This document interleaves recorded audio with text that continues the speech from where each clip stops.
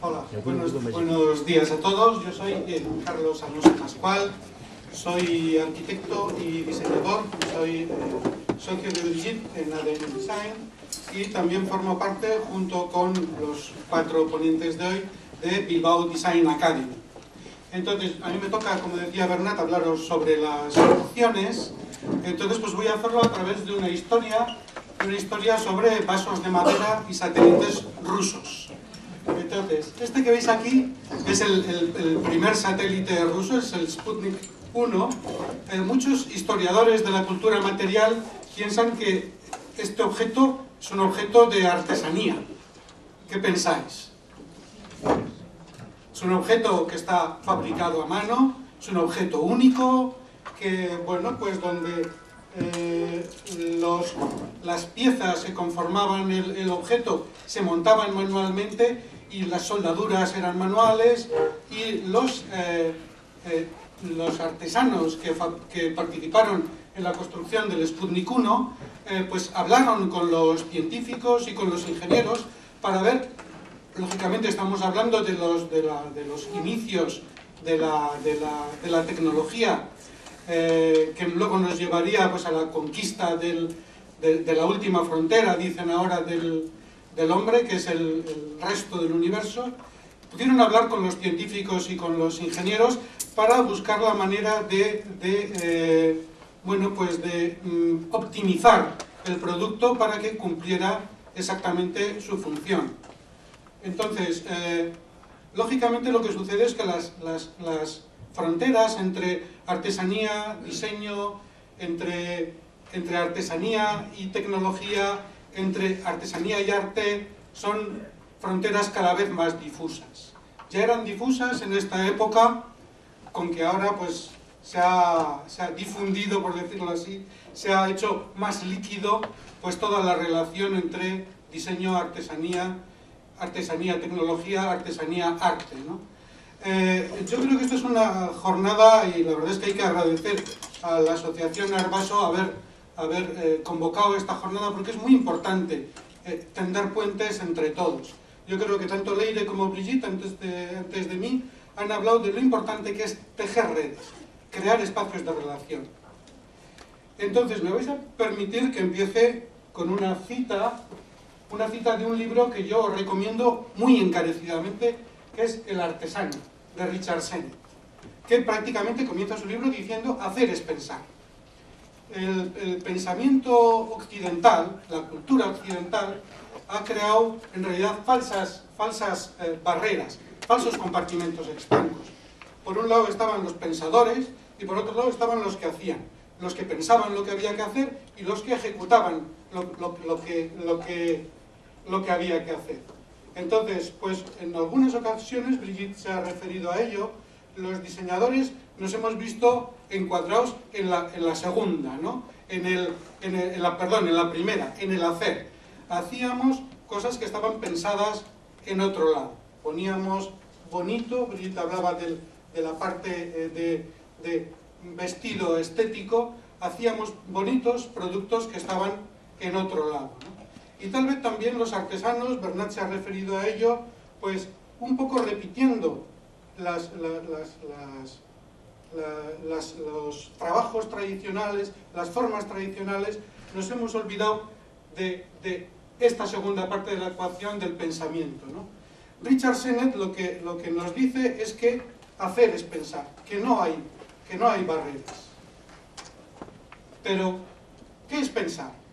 Hace un tiempo se pensaba que pensar era que existe una cosa que se llama pensar, que está de alguna manera contaminado o afectado o modulado por las emociones, ¿no? Durante mucho tiempo habíamos creído que las decisiones, sobre todo aquellas que eran más importantes, se tomaban de manera racional, sin que las emociones intervinieran en el asunto. Por eso el consejero ideal del capitán Kirk era en Star Trek el señor Spock, que era, pues eso, vulcaniano, absolutamente racional y totalmente privado de emociones, ¿no? Pero a finales del siglo XX se produjo un cambio esencial en esta concepción. Se descubrió que la cognición y las emociones no solamente están estrechamente entrelazadas, sino que la emoción es el primer mecanismo para la racionalidad. La mente humana no actúa como la mente del señor Spock, no somos ordenadores. Nuestra mente no nos presenta una lista de argumentos a favor o en contra de una determinada opción. Actúa de manera mucho más rápida y mucho menos estructurada. Toma en consideración el peso emotivo que deriva de experiencias precedentes y nos presenta la solución en forma de sensación visceral. El aparato de la racionalidad, nuestro luminoso edificio racional, no es independiente de nuestras emociones, en definitiva. Muchos analistas piensan que el siglo XX fue el siglo de la razón. Poco antes de que empezara el siglo XX, Sullivan formuló esta famosa frase de la forma sigue la función.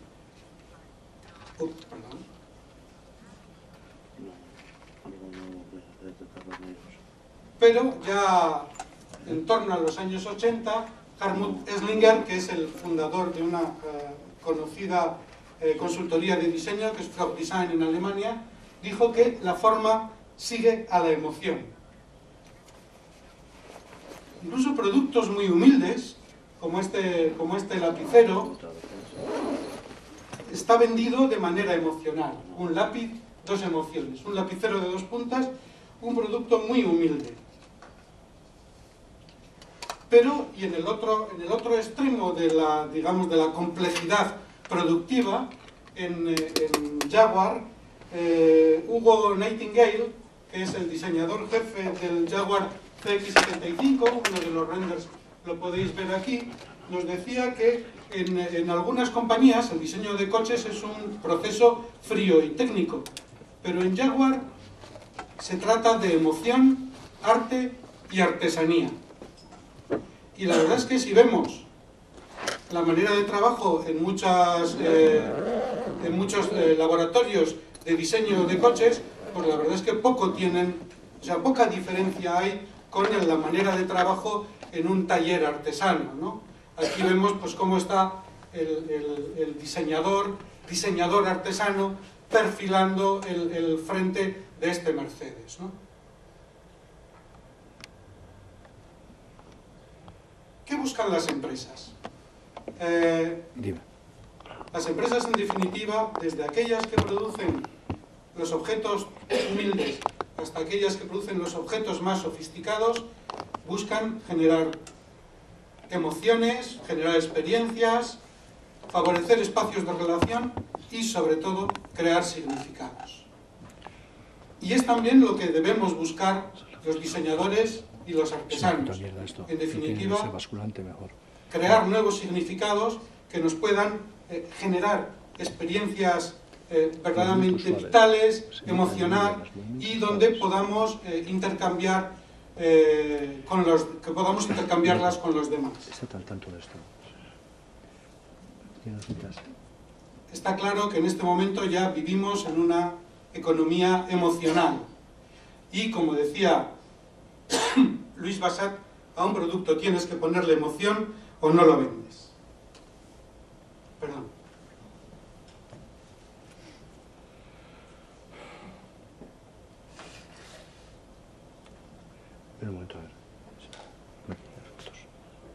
Bueno, pues ¿de qué vamos a hablar en esta breve charla? Primero vamos a hablar pues de qué es la emoción y qué es el sentimiento, cómo se desencadenan las emociones y cómo funciona nuestro mecanismo emocional. En segundo lugar, y seguramente más interesante para vosotros, daremos algunas pinceladas sobre cómo diseñar para conseguir emociones en las personas. Y en tercer lugar hablaremos de la creación de significados. Así que vamos al tajo. emoción y sentimiento. Y empezamos aquí con Megamind, que nos dice que nuestro cerebro es grande por una razón, porque está modelado por la evolución para conducir la vida. Las emociones llegaron al diseño probablemente de la mano de Donald Norman, que nos dijo que los objetos atractivos funcionan mucho mejor, en su libro El diseño emocional. Donald Norman antes había escrito otro libro muy importante que se titulaba La psicología de los objetos cotidianos. En aquel momento,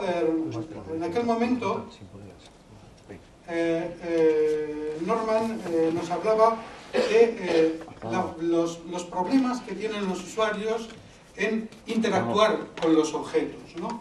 Y sus concepciones precedentes estaban basadas sobre todo en la funcionalidad, en la usabilidad. Sin embargo, más adelante se dio cuenta de que esas concepciones estaban muy limitadas y que no se podía dejar de lado el placer de la utilización y las emociones que procuran los objetos y todos los artefactos que usamos cotidianamente. ¿Por qué los objetos atractivos funcionan mejor? Pues porque los vivimos mucho mejor, nos generan emociones positivas y hace que nuestros procesos mentales sean mucho más eficaces. Y también porque somos más tolerantes con los pequeños inconvenientes o con las pequeñas frustraciones que nos generan los objetos en su uso. Bien, si quisiéramos definir la emoción, la verdad es que es un terreno un poco resbaladizo, ¿no? Entre todas las definiciones que hay emoción, a mí me gusta particularmente esta, que no es ni de un diseñador, ni de un filósofo, ni de un psicólogo. Es de un neurocientífico, de Antonio Damasio, que distingue entre emoción y sentimiento. La emoción para él es un programa de acciones que está definido por nuestro acervo genético y que es un programa prácticamente inamovible, que están desencadenadas por un suceso o por un objeto que podemos identificar y cuya finalidad, como decía antes, es conducir la vida. Sin embargo, el sentimiento de una emoción es cómo nosotros percibimos esto que nos está sucediendo en la emoción. Es decir, el sentimiento sigue a la emoción y en realidad entre emoción y sentimiento sucede un bucle de resonancia. Es decir, nosotros sentimos una emoción. Podemos decir que las emociones tienen que ver fundamentalmente con el cuerpo y los sentimientos de las emociones tienen que ver fundamentalmente con la mente. La verdad es que, como siempre, separar emoción y sentimiento, establecer la línea divisoria de hasta aquí llega la emoción y aquí empieza el sentimiento, es francamente muy difícil, ¿no? ¿Sentimiento qué es? Pues una percepción de lo que está sucediendo en nuestro cuerpo y incluye un estado de los recursos cognitivos alterados. Es decir, si por ejemplo estoy en una situación de peligro y siento miedo, la sensación de miedo se ve afectada por unos recursos, por cómo tú estás viviendo esa situación. Es decir, si sientes miedo, pues probablemente tu forma mental, además de sentir la emoción del miedo, que es, se dispara la adrenalina y otra serie de neurotransmisores van sobre la sangre, tu latido cardíaco aumenta, se te eriza el cabello. Lógicamente está unido, tu cerebro percibe estos cambios en tu cuerpo y reacciona ante ellos cambiando los recursos de pensamiento. Es decir, probablemente los que sienten miedo hablan de esta sensación de visión en túnel, te centras en lo que sucede y olvidas del resto, y se despliegan ciertos guiones mentales. Es decir, probablemente todo en esta sensación de miedo va mucho más lento. Y si hablamos de otras emociones, por ejemplo, pues de la alegría, pues lógicamente la alegría pues sugiere insistir en aquello que nos ha producido alegría, recordarlo, rememorarlo. La memoria y las emociones pues están francamente pues muy ligadas también, ¿no? Es decir, que entre emoción y sentimiento se produce una fusión muy importante. Es decir, no quiero que penséis que por un lado están las emociones y por otro lado está la razón. También en las emociones viscerales, emoción y razón están tan entrelazadas que es prácticamente imposible saber dónde empieza una y dónde termina la otra, ¿no? Bien, Antonio Damasio nos propone pues este cuadro general de emociones que distingue entre tres grandes grupos, ¿no? Las emociones universales, que son pues eso, esas 6 que tenéis ahí: el miedo, enfado, tristeza, felicidad, asco y sorpresa, y que son emociones que no son específicamente humanas, es decir, podemos encontrarlas en muchos animales superiores, en perros, en caballos, en delfines, en primates, etc., ¿no? Y son las emociones que primero se incorporaron a nuestra mente. En segundo lugar, Damasio distingue también las emociones de fondo, que se diferencian de las primeras en que tienen un recorrido temporal un poquito más largo y que pueden estar motivadas no solamente por sucesos externos al cuerpo, sino también por situaciones internas al cuerpo. Es decir, un estado de enfermedad, por ejemplo, nos puede inducir al desaliento, ¿no? Y por último tenemos las emociones sociales, que son las últimas que hemos incorporado y que, bueno, que se diferencian sobre todo de las demás en que tienen lugar en sociedad, ¿no? Y también aquí, lo mismo que las anteriores, pues algunas de ellas pues han sido también identificadas y descritas en primates, ¿no? Es decir, que las emociones no son una característica distintiva humana. ¿Qué podemos sacar de todo esto? Pues primero, que las emociones son subjetivas, pero que también son universales. Vamos a ver un par de ejemplos. Si yo os enseño este Ferrari, pues muchos obtendréis un subidón de energía positiva, el color rojo, y os encantaría conducirlo, tenerlo en el garaje, pasearos con él por la calle. Sin embargo, tal vez en algunos de vosotros pues os sugiera emociones negativas y penséis, vaya exhibición del lujo con la que está cayendo además, vaya falta de solidaridad, y además esto consumirá una burrada y, en fin, ya veis, mismo objeto en según qué personas puede provocar emociones radicalmente distintas. Pero sin embargo, esta es una imagen de la película Chico y Rita. Dentro de un determinado grupo social, dentro de una determinada cultura, podemos identificar objetos o podemos identificar situaciones que tienen esta condición de universalidad, ¿no? Que son comunes a mucha gente. Estas son efectivamente las que más nos interesan, ¿no? Bien, ¿cómo se produce entonces la emoción? La emoción no tiene que ver exclusivamente con un estímulo, con un objeto o con una situación, sino con cómo nosotros percibimos esta situación. Y por supuesto, con cómo la valoramos.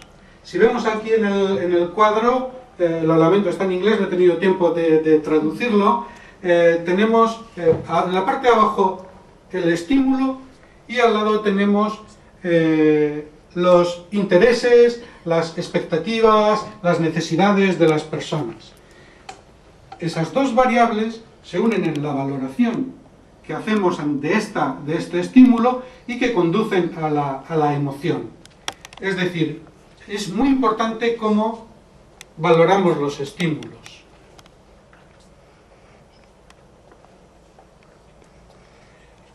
Lógicamente, en esta valoración pues tenemos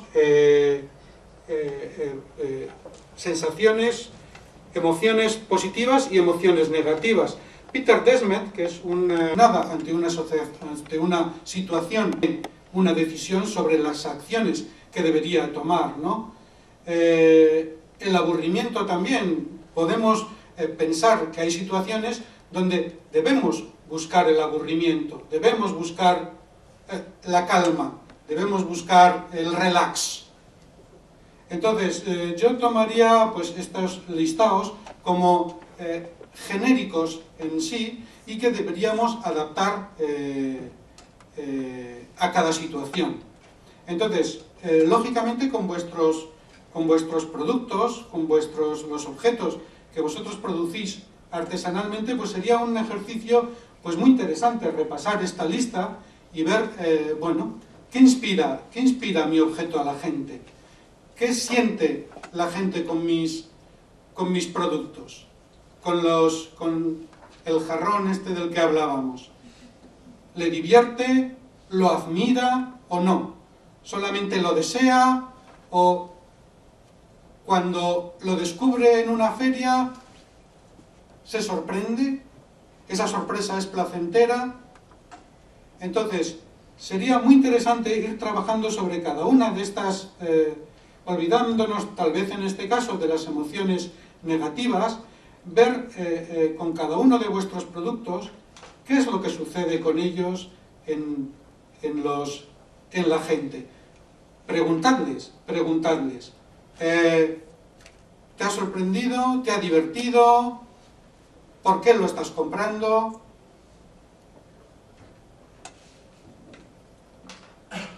Vamos a ir ahora al siguiente paso, ¿no? La emoción, el diseño para la emoción, cómo crear objetos emocionales.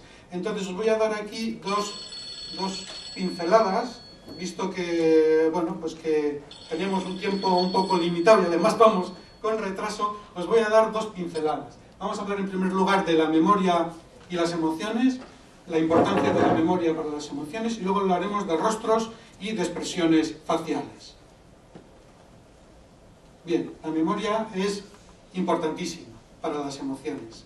De hecho, podéis pensar vosotros cuáles son las situaciones que mejor recordáis. Y seguramente en un alto porcentaje serán aquellas situaciones donde había una carga emotiva muy importante. El nacimiento del primer hijo, la pérdida de algún ser querido, el día de tu boda, tu primer beso. La memoria y las emociones están profundamente relacionadas. Colacao lo sabe y de hecho, pues bueno, los chavales ahora que probablemente ni se acuerdan del Colacao cuando se creó, creo que tengo el dato por aquí, se creó en 1946, muchos de ellos no habían nacido y cuando vemos el anuncio en la tele que no me lo cambien, dicen, ¿cómo que no me lo cambien? Si Colacao ya era viejo cuando yo nací. Pero hay este mito de que, bueno, pues de que hay que volver a los orígenes, a la autenticidad, ¿no? Sin embargo, el joven dice que no me lo cambien, pero si vemos el bote de Colacao primero y veis este bote de aquí, las diferencias son notabilísimas, no tienen nada que ver. Incluso nosotros recordamos al Colacao pues por aquella canción del negrito del África tropical y que es absolutamente ajena a los jóvenes que ahora mismo nos dicen por la tele que no me lo cambien. En el mundo del automóvil la memoria es importantísima. De hecho, muchas empresas automovilísticas han encontrado un gran filón en rehacer objetos del pasado. Aquí vemos el Fiat 600 y aquí vemos el nuevo Fiat 600, ¿no? ¿Veis la diferencia? No es el mismo coche, en absoluto. No tiene nada que ver. es mucho más grande, los dos eran rosas, los dos al lado había un icono de la belleza femenina, cada uno en su tiempo, pero la diferencia es radicalmente distinta entre los dos coches. Esta es una operación que han hecho muchas marcas automovilísticas, no solamente Fiat, con resultados desiguales. Algunos han triunfado, como en el caso de Fiat, o como en el caso del Mini. Otros han triunfado menos, como en el caso del Volkswagen Beetle, y otros, muchísimos modelos de coches que intentaban recuperar coches del pasado, se han quedado simplemente en coches de salón. Se han exhibido solamente en las salas de entrada a las grandes compañías automovilísticas, y ahí se han quedado. ¿Por qué?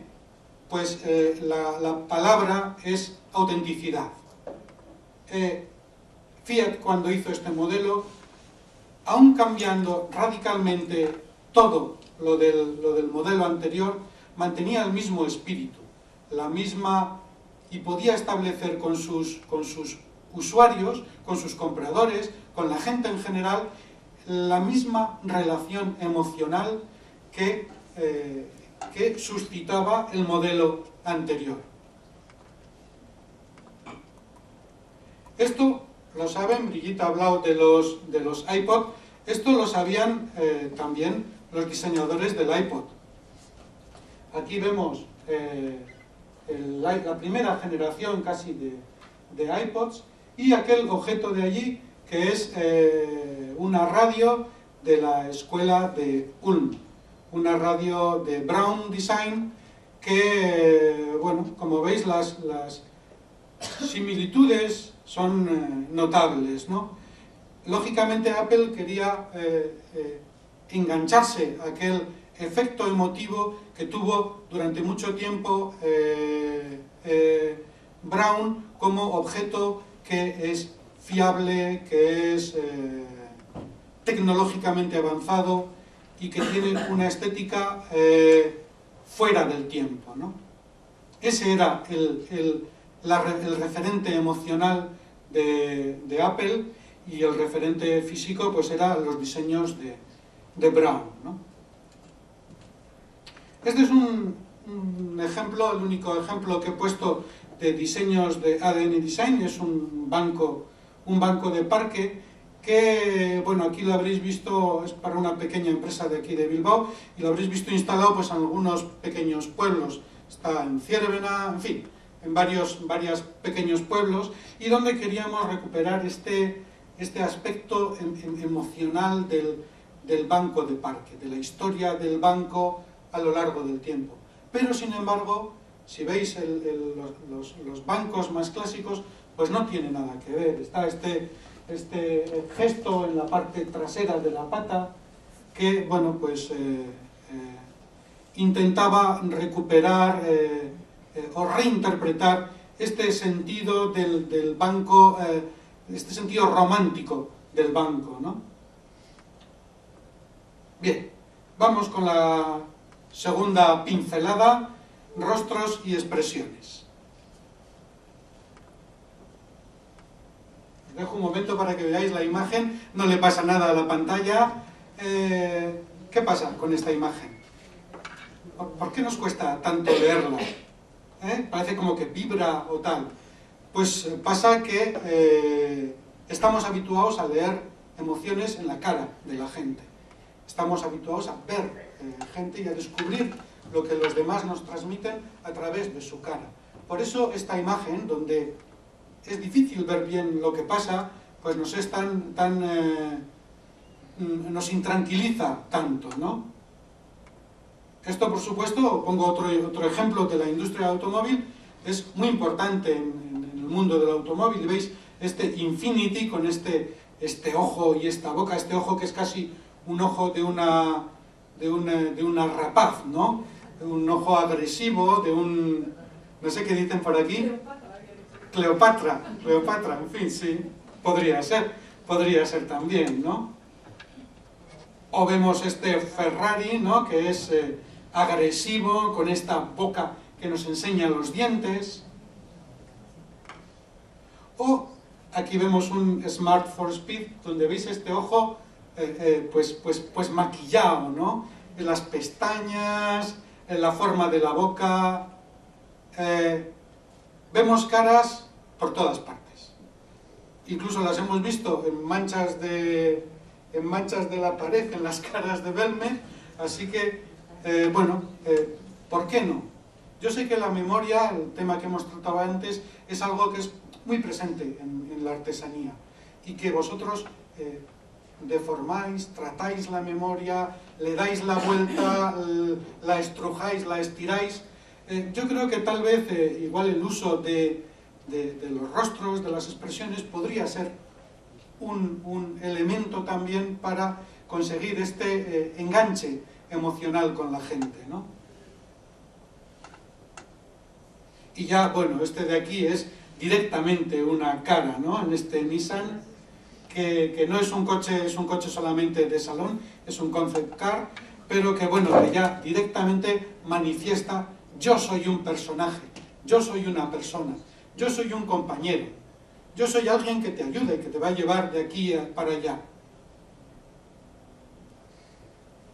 Lógicamente esto lo identificó rapidísimamente los chicos de Pixar y se hicieron pues esta película, Cars, donde, bueno, aquí tomaron la licencia de que, bueno, pues un poco por cómo es la estructura global del coche, de que los ojos no están en los faros, sino en el parabrisas, y son unos ojos, por decirlo así, algunos matices respecto de la exposición de Brigitte, pues he pensado mejor eliminarlo, y vamos a ir con el segundo ejemplo, y así además recuperamos un poquito del tiempo, que andamos un poco justos, ¿no? Entonces, el segundo ejemplo es un ejemplo de la artesanía. Esto es no sé si alguno de vosotros lo conocéis, se llama Guxi o Kuxa, y es un vaso tradicional de la artesanía finlandesa. Bueno, no solamente finlandesa, sino de todo Escandinavia, del norte de Finlandia, también de Suecia, de Noruega y de parte de Rusia, ¿no? Está fabricado por el pueblo lapón en madera de abedul, y utilizan pues una zona especial de la madera, unos nudos que el abedul crea en estos climas tan extremos, donde, bueno, pues las fibras no están orientadas, y entonces el artesano puede tener un producto que es más resistente a los cambios de temperatura y a los cambios de humedad. Son habitualmente elementos personales. Veis aquí que están identificados con las iniciales, ¿no? Son elementos tradicionales, humildes, y la mayoría de ellos pues están dotados de esta cuerdita que veis, que sirve pues un poco para colgarlos, para que se sequen, y también para colgarlos en el equipaje, en las mochilas y en los trineos que utilizan los lapones en sus desplazamientos, siguiendo a las manadas de renos. Veis aquí otro, ya con un poco acabado un poquito mejor, donde ya, pues bueno, no solamente se pone la inicial, sino que está escrito pues directamente todo el nombre del dueño, ¿no? Del dueño del cuenco este, del vaso este. A mí la verdad es que es un elemento que me encanta, porque además tiene ciertas similitudes con el kaiku. Sí, está claro, hay una diferencia de escala, y aquí le faltaría pues un poco el asa que hace al kaiku más característico, ¿no? Pero estas formas que se utilizan en los dos pues son muy similares y muy sugerentes, ¿no?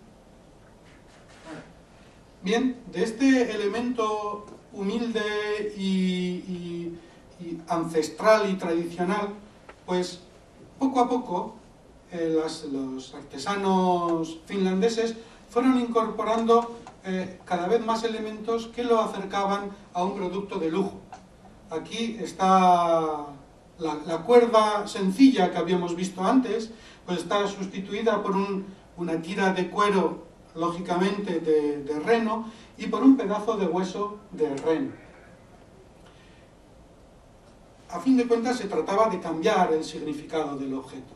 De decir, bueno, de ser un objeto tradicional, de ser un objeto humilde, de ser un objeto prácticamente, pues, bueno, despreciado por la gente, pues poco a poco irlo dotando de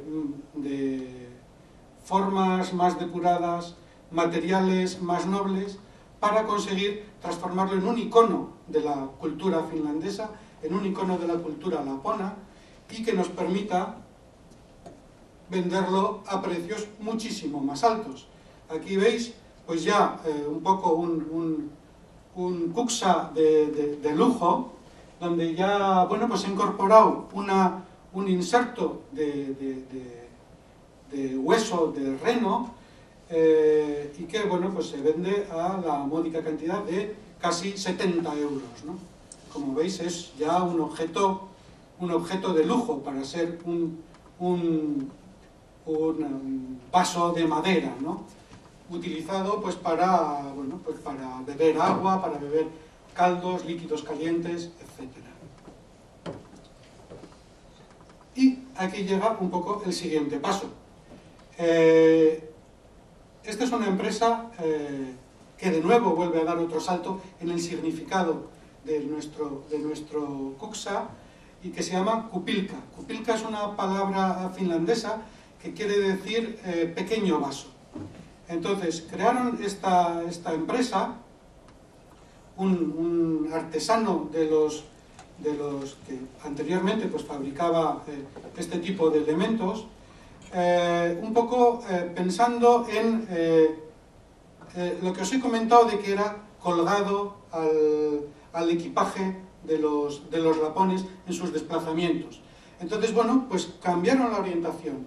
De ser un objeto tradicional, hemos dicho, de hacer un objeto icónico que tú te compras como recuerdo o como expresión de y que pones allí en el salón y que lo miras de vez en cuando, a decir, bueno, cambiamos. Visto que era un objeto pues, de uso al aire libre, pues vamos a dirigirnos al mercado del outdoor, del deporte de aventura, de las actividades al aire libre, del respeto por la naturaleza, etc. Entonces, pues veis aquí otro cambio muy importante. Ya no está hecho de madera, está hecho de un composite, un biomaterial, lo denominan, que está formado al 50% por fibras de pino y 50% de plástico, de polipropileno. Ya no está tallado, sino que está moldeado. Lógicamente puede de nuevo volver a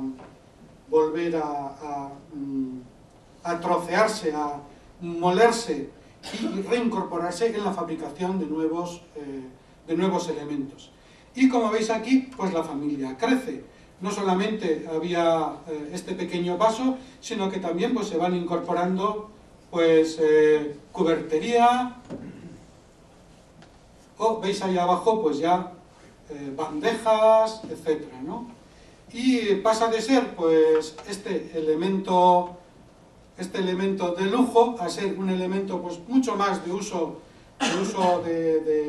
bueno, pues de excursionistas, de cazadores, de amantes de la naturaleza, etcétera. Aquí veis también pues eso, que se va el material además es muy interesante porque el hecho de tener estas fibras de pino hace que no sea uniforme, ¿no? Mantiene este carácter natural, lo que es muy importante para conseguir, como había dicho antes, pues, el enganche emocional de la gente, ¿no? Por supuesto, el packaging no podía estar atrás. Y aquí, pues bueno, veis cómo viene embalado, etiquetado, etcétera, etcétera, ¿no? Lógicamente con cartones y papeles reciclados. El diseño, aunque originalmente era del fundador de la empresa, que lo tengo por aquí, se llama Kari Kuisma, cuando ya la familia empezó a crecer, se empezó a colaborar con un arquitecto y diseñador de cierto renombre en Finlandia, que se llama Heikki, a ver si lo pronuncio bien, Koivuorova. Es decir, es un ejemplo también muy importante de cómo entre artesanía y diseño se pueden conseguir estas sinergias y estos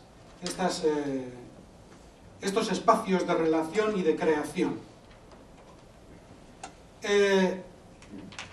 Empezaron a exportar en agosto de 2009 y hoy pues se pueden encontrar los productos Kupilka pues prácticamente en toda el norte de Europa, y como veis aquí, pues ahí se ve un poco en el precio, pues en Japón. Lo que quiere decir que es un mercado en franca expansión que ha sabido desde las raíces finlandesas, pues extenderse por todo el mundo y crear nuevos significados para un objeto tradicional. Y pues esto es un poco todo.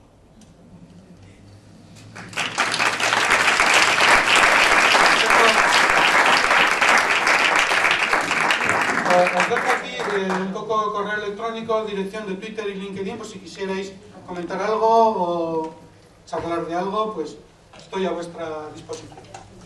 Gracias.